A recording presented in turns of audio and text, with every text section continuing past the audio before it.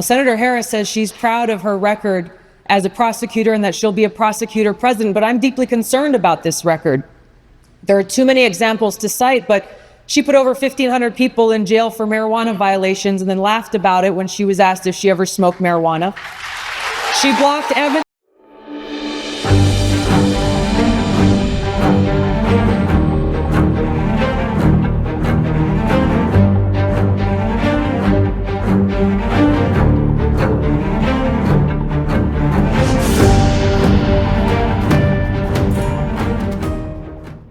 Welcome to Boney's View, where we bring you fresh perspectives on current events and key issues.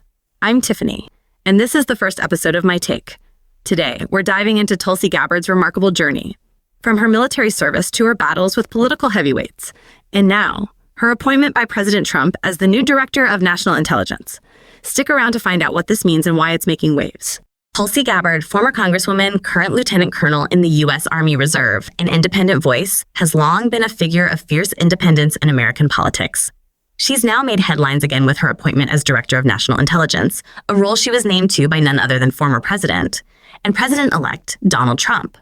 This is a significant moment for her, and it adds another layer to the narrative of her career. What an exciting time to be alive.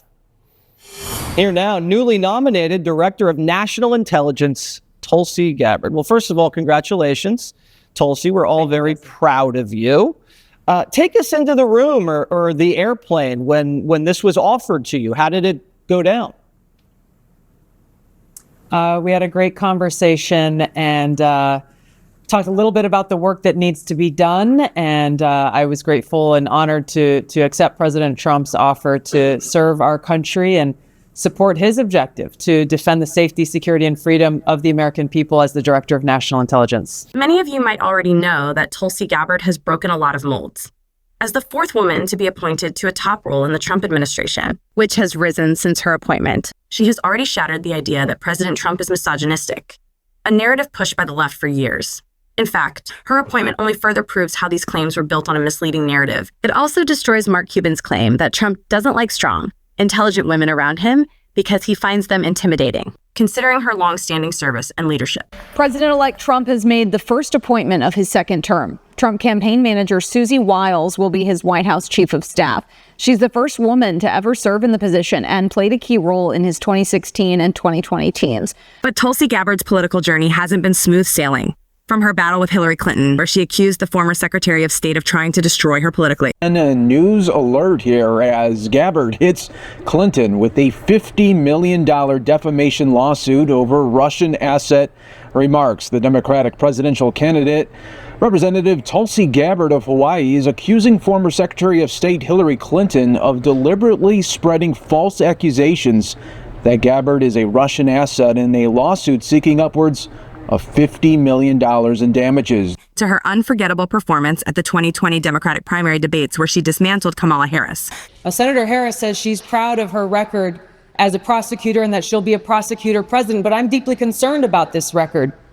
There are too many examples to cite, but she put over 1,500 people in jail for marijuana violations and then laughed about it when she was asked if she ever smoked marijuana. Tulsi has never been afraid to speak her mind or challenge the establishment.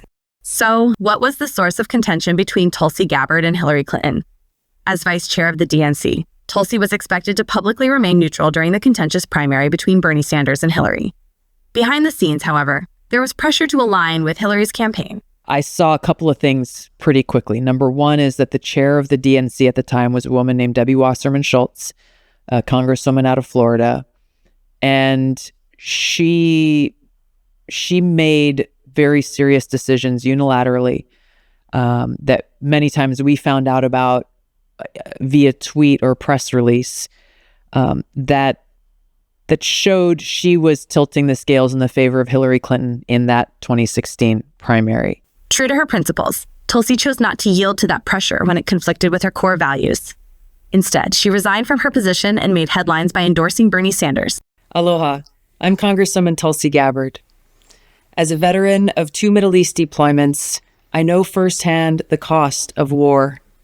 I know how important it is that our commander-in-chief has the sound judgment required to know when to use America's military power and when not to use that power.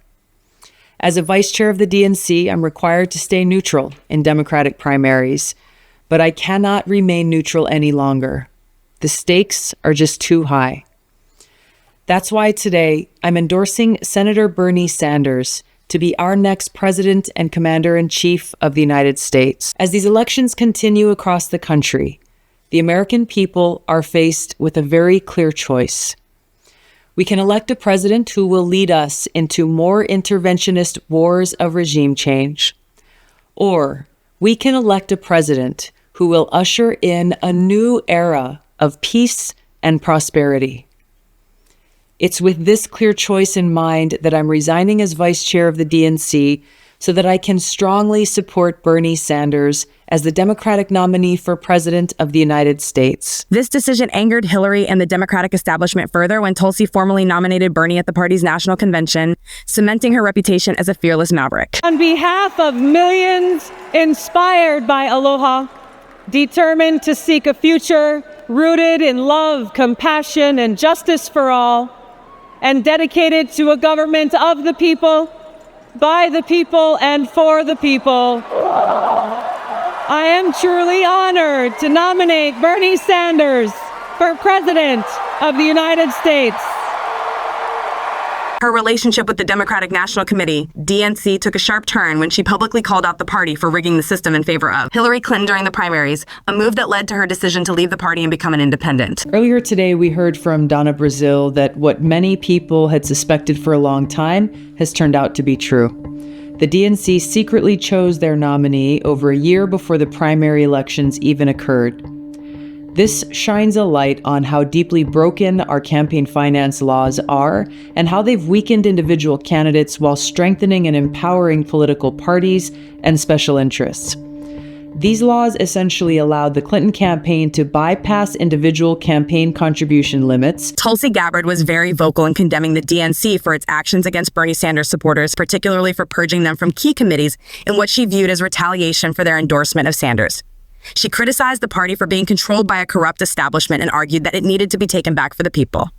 Gabbard also championed significant electoral reforms, including changes to campaign financing and the abolition of the superdelegate system, which she felt gave disproportionate power to a select few, undermining the democratic process. These views reflect her consistent stance on reforming the political system to make it more inclusive and representative. We must bring about real campaign finance reform. We must get rid of the undemocratic system of superdelegates. We must implement open or same-day registration in Democratic primaries to actually encourage voter engagement. We must care more about people than protecting the status quo. No more games, no more retaliation. Tulsi Gabbard's warnings about the Democratic Party were highlighted by the events of the 2024 election. The pressure to remove Joe Biden and impose Kamala Harris as the nominee, an action many viewed as undemocratic, coupled with the reckless spending of billions in campaign funds, underscored her concerns. Despite significant financial backing, the campaign ended with Kamala Harris burdened by a $20 million debt, with many campaign staffers still unpaid. This outcome emphasized the party's financial mismanagement and failure to heed Gabbard's earlier warnings. In 2020, during the Democratic Party primaries, Hillary Clinton accused Tulsi Gabbard of being a Russian asset in a podcast interview, suggesting that Russia was supporting her candidacy. This accusation was particularly surprising given Tulsi's military service as a U.S. Army Reserve officer. Clinton's remarks were seen as part of her broader critique of Gabbard's foreign policy stance and were interpreted as retaliation for Tulsi not backing her in the 2016 primaries. Hillary Clinton, the 2016 nominee, called Tulsi Gabbard, one of the current candidates, quote, the favorite of the Russians. On a podcast interview, Clinton said, quote, they're grooming her to be the third-party candidate. She's the favorite of the Russians. They have a bunch of sites and bots and other ways of supporting her so far. Gabbard responded strongly, dismissing the claim as a political smear aimed at undermining her presidential campaign. This afternoon, Gabbard lashed back, accusing Clinton of trying to destroy her reputation and calling Clinton, quote, the queen of warmongers, embodiment of corruption, and personification of the rot that has sickened the Democratic Party for so long. In defense of Senator Gabbard, Bernie Sanders, who ran in the 2016 primaries but not in 2020, and was endorsed at that time by Tulsi during his unsuccessful presidential run, publicly condemned Clinton's attack, highlighting the importance of fair criticism in political discourse. Now, Hillary Clinton's comments are bringing Donald Trump and Bernie Sanders together because Bernie Sanders is lashing out at Hillary Clinton on Twitter, posting this. Tulsi Gabbard has put her life on the line to defend this country. People can disagree on the issues, but it is outrageous for anyone to suggest that Tulsi is a foreign asset. And for that, Gabbard is grateful. Bernie Sanders just put out a tweet defending you, calling it outrageous to consider you or for someone to call you a foreign agent. What's your response to that? I agree completely. And do you have a message for Bernie Sanders other than any further message for Bernie Sanders? Thank you for speaking the truth. Even President Donald Trump, running for re-election as the Republican nominee, expressed support for Gabbard, criticizing Hillary for targeting her unfairly. This was an unexpected move, considering that Gabbard was still a Democrat, but Trump's support added a unique twist to the ongoing political battle. Hillary Clinton, if you've heard of her, she's the one that's accusing everybody of being a Russian agent. Anybody that is opposed to her is a Russian agent. So that's a scam that was pretty much put down. Tulsi, I don't know Tulsi, but she's not a Russian agent. Despite Bernie Sanders' strong defense of Tulsi Gabbard following Hillary Clinton's baseless accusations of her being a Russian asset, and Tulsi's own unwavering rebuttal, many within the Democratic Party began to portray her as untrustworthy on national security. Critics went as far as labeling her a traitor for visiting Syria and engaging in talks with Syrian President Bashar al-Assad. The liberal media quickly amplified this narrative with prominent voices, including members of The View, joining the fray. Tulsi, leveraging her experience navigating hostile environments as a soldier, appeared on The View to confront Joy Behar directly for spreading false narratives about her. I want to start with something that I think is also important about facts. Because recently on your show here... I was just going to get to that. Good. Yeah. Helping you out. You want me to ask you?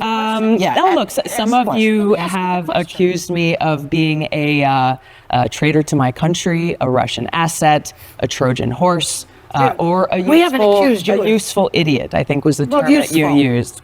Which basically means that I'm naive or lack intelligence to know what's going on. Use that. I want to let your viewers know exactly who I am. All right. Set the record straight. I am a patriot. I love our country. I am a strong and intelligent woman of color, and I have dedicated almost my entire adult life to protecting the safety, security, and the freedom of all Americans in this country. It was the attacks on my living. Joy Behar attempted to double down, but Tulsi, unruffled by the allegations and with a smile on her face, calmly dismantled her in her usual composed manner. Well, I guess we're getting a little bit far ahead of ourselves, but Franklin Graham finds you refreshing. He doesn't find me refreshing. Richard Spencer, the white nationalist leader, says he could vote for you. Joy, this is why you're on Tucker Carlson at least 10 times. Why don't you go on Chris Wallace's show? This is why I'm here, because you and other people continue to spread these innuendos that have nothing to do with who I am. After the 2020 presidential primaries, it became clear that remaining in the Democratic Party was no longer tenable for Tulsi, given the relentless attacks and propaganda from within her own ranks.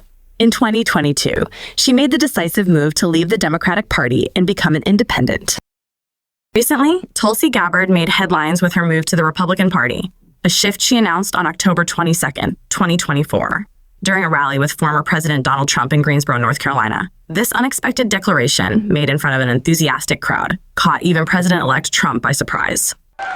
Now, to those of you here or those watching at home who are independent-minded people like myself, who love our country and are committed to the Constitution and to freedom, the Democrat Party has no home for people like us. But we do have a home in the Republican Party where we are welcomed with open arms by President Trump and so many of you who love our country.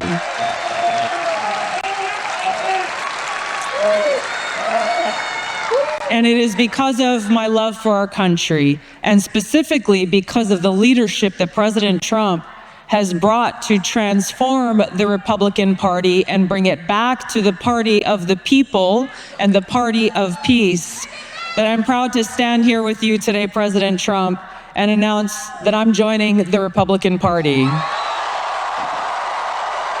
Leading up to this, Tulsi had become a familiar face on Fox News, participating in a town hall with Trump and increasingly aligning with America First policies. But it hasn't been just her political views that have attracted scrutiny.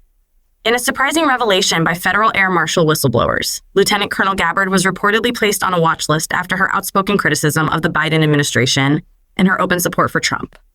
The whistleblowers exposed that she had been secretly added to a TSA-run terror watch list, known as Quiet Skies, on July 23rd, coinciding precisely with when she and her husband began undergoing intensive TSA screenings during their flights. Of course, there's no explanation given, which is why we are taking legal recourse. Gabbard believes her criticism of the Biden administration may be the reason. Obviously, I've been very outspoken about the dangers of the Biden-Harris administration to our democracy and to our freedom and to our national security.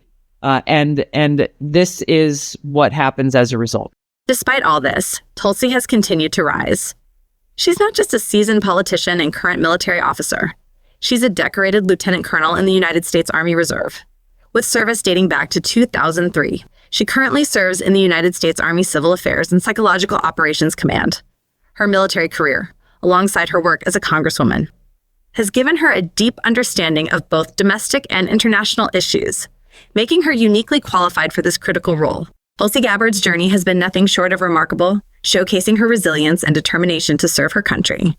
Now, as she steps into her new role as Director of National Intelligence, it's evident she's ready to face the challenges that lie ahead. But with Republican neocons in the Senate questioning her America First stance and her longstanding Democratic detractors still voicing opposition, one can't help but wonder, how will Tulsi navigate this political minefield? Thanks so much, Ambassador. Tulsi Gabbard, what are your thoughts this morning? Well, I thought it was the worst cabinet-level appointment in history until they then heard about the Matt Gaetz appointment. This is not a place for a Russian, Iranian, Syrian, Chinese sympathizer. DNI has to analyze real threats. Are we comfortable with someone like that at the top of our national intelligence agencies? Out there, I want to ask you about former Hawaii Democratic Congresswoman Tulsi Gabbard to be Director of National Intelligence. You have a history with the former Congresswoman. What do you think of her being tapped to be Director of National Intelligence? Tulsi Gabbard is someone who has met with war criminals, violated the Department of State's guidance, and secretly, clandestinely went to Syria and met with Assad, who gassed and attacked his own people with chemical weapons.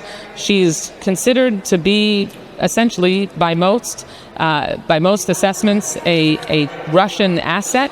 It remains to be seen whether her old ally Bernie Sanders will still come to her defense now that she's no longer a Democrat. Her confirmation won't be easy.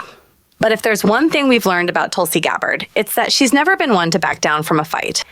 This is just the next chapter in her extraordinary story, and she's ready to tackle it head on. So, with her military background, her formerly independent and now newly Republican-aligned political views, and her unshakable commitment to serving the country, Tulsi is poised to play a crucial role in shaping America's intelligence community and draining the swamp. The road ahead may be full of obstacles, but she's shown time and again that she's not afraid to take on the fight. Thanks for watching this episode of Boney's View. If you found Tulsi Gabbard's story inspiring, don't forget to hit that like button and subscribe for more insightful content. We'll be back with more fresh perspectives on the issues that matter. Until then, stay curious and keep learning. See you in the next video.